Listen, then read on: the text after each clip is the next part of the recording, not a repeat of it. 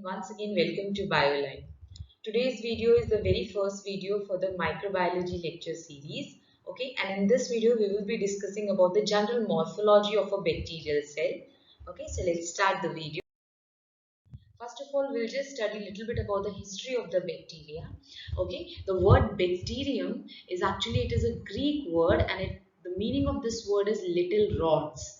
Fine. So originally this word bacterion was applied for the rod-shaped organism, which at that time was thought to be the lowest order of the plant life, or we can say at that time it was thought that it is that these rod-shaped organisms, these are the microscopic unicellular plants, okay, which do not have chlorophyll and which reproduced by fission. Okay, later on, Anton von Leeuwenhoek was the very first scientist who discovered bacteria, and he called them as tiny animalcules. Fine. He was also he is also known as the father of bacteriology for as a reward for his this remarkable discovery. Fine. Later on, Ehrenberg in 1829 actually coined the word bacteria for these tiny organisms. Okay. Next, we'll talk about the size of the bacteria. There is a great variation in the size of the bacteria. On an average, a bacterial cell measures 1.25 to 2 micrometer in diameter and 1 to 10 micrometer in the length. The smallest rod-shaped bacteria, which is Dylister nemosenates, this measure between 0.15 to 0.3 micrometer in size, and the biggest one, or we can say the large among the biggest one, is the Beggiota mirabilis, which measures around 16 to 45 micron in diameter and 80 micron in length. Okay, apart from this, some common bacteria like E. coli, the Escherichia coli, which is a rod, it has an average size of 1.1 to 1.5 micrometer, okay, in diameter. Definitely it is wide this much, and 2 to 6 micrometer in the length. Fine. The mycoplasma is around 0.3 micrometer in diameter. Earlier it was thought that the mycoplasma is the smallest bacteria, but later on we also got some further smaller bacteria, which are the nanobacteria or nanoarchaea, which are around 0.2 micrometer to less than 0.05 micrometer in diameter. Okay, apart from this, the spirochetes, they can also, the length can also reach to 500 500 micrometer. Then the photosynthetic bacteria, which is Oscillatoria, that is a cyanobacteria. Okay, the size of this bacteria is around 7 micrometer in diameter, and the size is very much similar as the diameter of the red blood cell present in a mammoth. Fine. So we can see there is a great variation in the size of the bacteria. The next we will talk about the shape and arrangement of the bacteria. Okay, even the shape and the arrangement of those structures, these bacteria also have a great variation. Okay, there are three conventional shapes, or we can say the common shapes. Fine, that we will discuss first. And see, earlier in the initial time, the shape of the bacteria was used as the basis for the classification, but later on it was discarded, and there are other factors on the basis of which the classification of bacteria is dependent. Okay, so first we'll talk about the three common shape of the bacteria. The very first is the ellipsoidal, spherical, or cocci.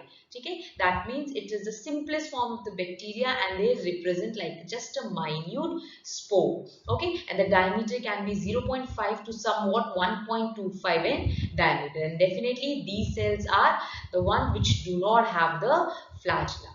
Now these spherical minute cocci shape of the bacteria, they have different arrangement. Okay, so they can be further classified. The very first, they can be further classified as, the very first is the micrococcus.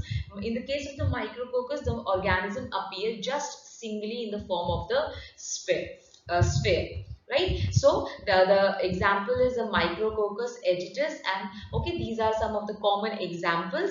In this micrococcus, only a single sphere of the bacteria is present individually. Okay, the next type of arrangement within this shape is the diplococcus arrangement. We can understand the meaning here. Diplo, di means two, so here these two spherical bacteria will they remain in the pairs, okay, and they are formed when the cell divides. It only divide in one plane, which you can see in this diagram. You can see this is a micrococcus structure, right? Only a one single cell, and when this cell will divide, you can see it is only dividing in one plane, and as a result the two cells are joined together and they remain in the pair. So this is a diplococcus. The best example is Diplococcus pneumonia, right? The another form is the streptococci. Strepto means chain, okay, strepto means long chain, okay. This is also, you can see even in these type of this type of arrangement, the cells can be divided only in one plane, but the difference here is that the cells will divide multiple time and the resulting cells will appear in the form of chain, okay. They will join together in a form of row, okay. So this is known as the streptococcus. You can see in this diagram how the streptococcus is, okay. The best example is Streptococcus lactis is one of the example of this kind of arrangement. Fine. The next is the tetracoccus. Already the name tetra means four. So we can understand here. You can see here the four cells will join together and they form a tetrad here. Okay, you can see this type of cells will this type of the tetrad arrangement is the resultant of the cell division of one single cell in two different planes. You can see one in this direction, another one in the opposite direction. The plane of the divisions are perpendicular to each other, okay, and as a result you can see four cells are formed and they are forming a tetrad. The best example is Neisseria and Micrococcus pterogenus, okay. These are the example of the tetracoccus bacteria, right? Next we have this the Sarcinae. Sarcinae, you can see in this type of the arrangement, okay, a cuboidal shaped structure is being formed like this, okay. A cuboidal shaped structure will be formed and this will be the resultant of the division in one cell in three planes. This is the one, this is the second, and this is the third one. You can see the cell is dividing in three different planes, and as a result the cuboidal arrangement of the structure is being formed, okay. So Sarcinae lutea is the example of this kind of arrangement. Fine. Next we have the Staphylococcus. This is the most common one, okay. Most common means this kind of bacteria is the most common bacteria for causing the, we can say, infection in the hospital infections, and also the infection which we get by eating the street foods and all. The most common form of food poisoning is caused by this type of bacteria, okay. In the Staphylococcus, you can see the cells will divide in multiple planes, okay. One single cell will divide multiple plane and randomly it will divide. As a result, what will happen, you can see the structure will appear like a bunch of grapes, okay. And this is what is the structure look like, Staphylococci, okay. And the best example which is shown here is the Staphylococcus aureus. Fine. So this is the Staphylococcus aureus is the example, or we can say it is the reason for the most common food poisoning, okay. जो हमें food poisoning होती है, so the most common food poisoning occurs because of the Staphylococcus aureus.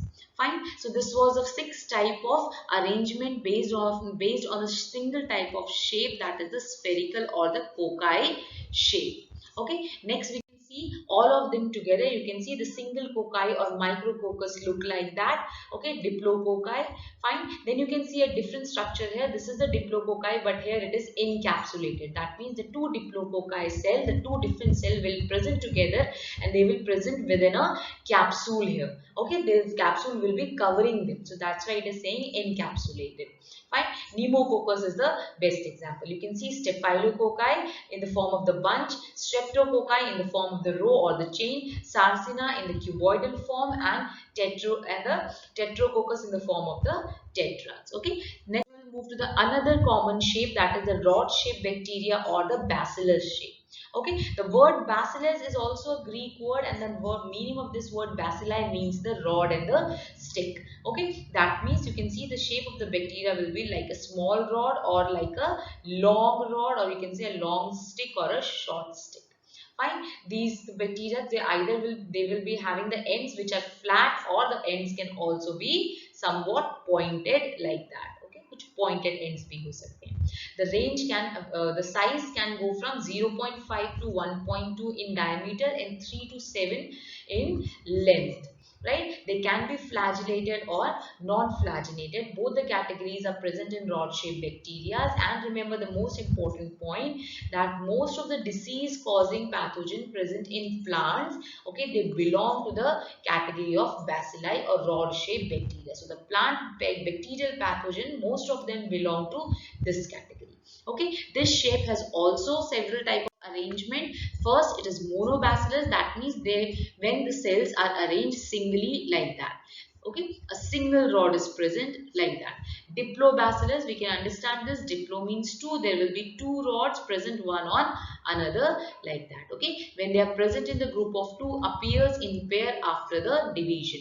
Diplococcus, Diplobacillus pneumonia is the example. Streptobacillus, when they are appear, when strepto means chain, I have already told you. So streptobacillus means when they will be present in the form of chains like bacillus tuberculosis, they will be present somewhat like this, okay, in the form of the chain. Next is palisade. Palisade means you can see a palisade type of arrangement will be there of the rods. We can understand this with the help of these structures. Bacillus, you can see a single rod shaped structure. Diplobacilli, you can see two bacillus are two cells have joined together. Streptobacilli, you can see multiple cells have joined together in the form of a chain, and this is a palisade arrangement. Okay, apart from this, there is another type of arrangement which is actually the mixture of the foci, that is the spherical and the bacillar shape. This structure is somewhat like this. It is not completely sphere or it is not completely rod shaped structure. It is a interbred, we can say, or we can not interbred, we can say the intermediate between these two structures. Fine. You can see this is the some of the examples here. This is the Streptococcus, that is a cocci in chain. Streptococcus. This is the example of a Streptococcus bacteria.